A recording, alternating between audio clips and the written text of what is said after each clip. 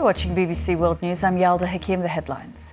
Ukraine is to impose a state of emergency and has urged its citizens to leave Russia as the government in Kiev steps up its response to what it calls intensified aggression from Moscow. During a news conference with the Polish and Lithuanian leaders, President Volodymyr Zelensky called for tougher sanctions on Russia. He said the future of European security was being decided in Ukraine. In a statement to mark a public holiday, Vladimir Putin said that Moscow is still ready to look for diplomatic solutions, but that the interests of Russia and the security of its citizens were non-negotiable. The British Prime Minister Boris Johnson has said the UK will increase military support to Ukrainian forces. The package will include defensive weapons and non-lethal aid. And they're all your latest headlines here on BBC World News. From across the globe, World Business Report.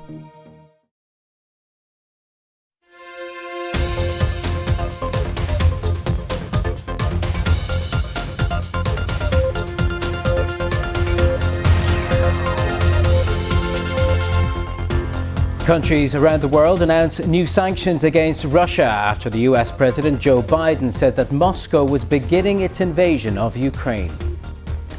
And bitter enemies. We take a look at the David and Goliath trade row between Lithuania and China.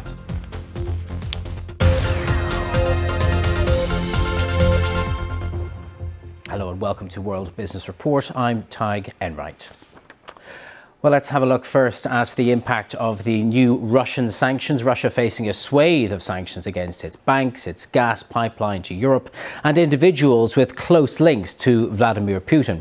President Joe Biden of the United States announced Washington's response to what he described as the invasion of Ukraine, which those sanctions coming on top of others imposed after Moscow annexed Crimea 8 years ago.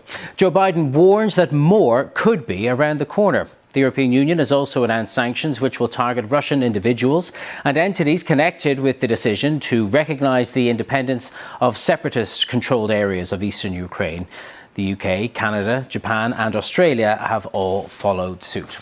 Well, Jason Hungerford is a partner at the global law firm Meyer Brown and is also an expert on trade sanctions. Thank you very much for being with us today, Jason.